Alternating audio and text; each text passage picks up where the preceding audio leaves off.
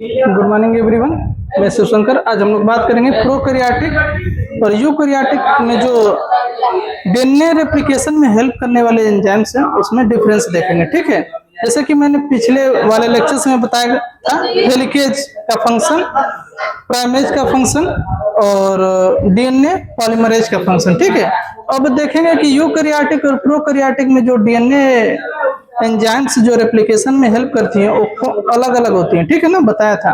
जैसे कि इसमें जो हेलिकेज है, तो प्रोकैरियोटिक डीएनए में जो हेलिकेज जैसे वर्क करेगी एंजाइम्स, उसका नाम है डीएनए बी। ठीक है, एक कौन सा एंजाइम है? हेलिकेज। ठीक है, हेलिकेज का फंक्शन बताया था कि डीएनए में जो हाइड्रोजन बांड होते हैं एक दूसरे से जो स्ट्रैंड जुड़े होते हैं उसको कट करने का कार्य करती है। तो प्रोकैरियोटिक में जो हेलिकेज जैसे वर्क करेगी डीएनए बी, वहीं पे जो यूकैरियोटिक में हेलिकेज जैसे वर्क करेगी प्रोटीन या एंजाइम्स, वो एमसीएम होगी। ठीक है, दूसरा है प्राइमेज। प्राइमेज जैसे वर्क करेगा डीएनए जी, यहाँ पे स्मॉल में एन ए लिखा है, डीएनए जी, और वहीं पे डीएनए पॉलीमरेज अल्फा, ये कैसे वर्क करेगा? तो प्राइमेज जैसे वर्क करेगा यूकैरियोटिक कोशिकाओं में। Base excision repair DNA polymerase. Second, अब देखिए जो प्रोकैरियोटिक सेल होते हैं उसमें डीएनए पॉलीमरेज 3 होते हैं, एक होता है फर्स्ट, सेकेंड और थर्ड। ठीक है, तो यहाँ पे सेकेंड और थर्ड मेंशन किए हैं।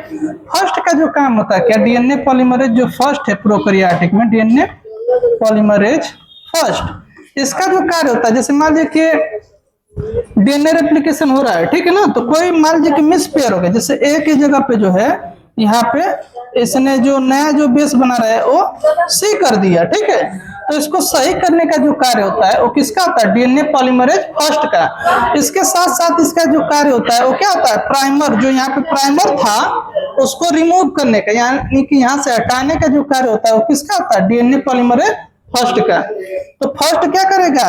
डीएनए पॉलीमरेज प्राइमर को हटाएगा, ठीक है ना, यहाँ से भी और लैगिंग स्ट्रैंड से भी। ठीक है, और इसके साथ साथ जो गड़बड़ी हो रही है डीएनए रेप्लिकेशन में, अगर मिसमैच हुआ है तो उसको भी सही करने का कार्य कौन करेगा? DNA polymerase first. DNA polymerase second का कार्य क्या है कि मान लीजिए कि एक बार देखेगा, चेक करेगा, बैक साइड से चेक करेगा। ठीक है ना, फॉरवर्ड चेक करता है कि सही हुआ कि नहीं, और जो ए जो है चेक करता है बैकवर्ड। ठीक है ना, डीएनए पॉलीमरेज सेकंड जो है बेस को देखेगा कि क्या जो है जो डीएनए पॉलीमरेज नया बन रहा है उसमें सही सही बेस लगे हैं कि नहीं। तो बैकवर्ड में चेकिंग करने का जो कार्य है वो किसका होता है? डीएनए पॉलीमरेज सेकेंड का।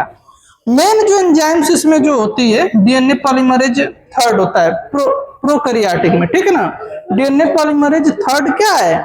मेन एंजाइम में वही क्या करती है कि एक डीएनए स्ट्रैंड से दो नए, मतलब नए डीएनए का क्या है? निर्माण जो है, यानी कि न्यूक्लियोटाइड की जो सिंथेसिस वो कौन करता है? Main DNA polymerase third. वहीं पे अगर हम बात करें प्रोकैरियोटिक में, तो ये जो बेस एक्सक्रीजन का जो काम करता है, मतलब बैक जो है, बैक फ्लो में जो है बेस को जो रीड करके देखेगा कि कहीं पे मिस्टेक तो नहीं हुआ, वो कौन करेगा? DNA polymerase beta. ये क्या है? DNA polymerase beta. वहीं पे जो डीएनए पॉलीमरेज जो मेन एंजाइम्स है इसमें, यूकैरियोटिक में दोनों अलग अलग होता है। डीएनए पॉलीमरेज एप्सिलॉन है और ये क्या है? DNA polymerase delta. तो जो डीएनए पॉलीमरेज एप्सिलॉन होता है वो लीडिंग स्ट्रैंड पे डीएनए की सिंथेसिस करेगा यूकैरियोटिक में। यूकैरियोटिक में जो है डीएनए पॉलीमरेज जो एप्सिलॉन है, कौन सा?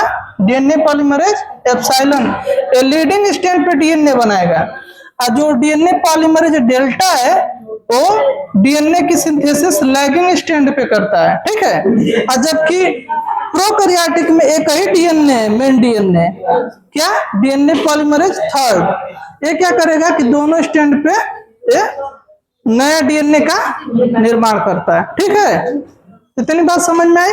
अब इसका स्टेप बताए थे, स्टेप जो 3 स्टेप में कंप्लीट होता है, बताए ना, 3 स्टेप में कंप्लीट होता है। इनिशिएशन, पहला है इनिशिएशन और दूसरा है इनिशिएशन। ठीक है ना, इनिशिएशन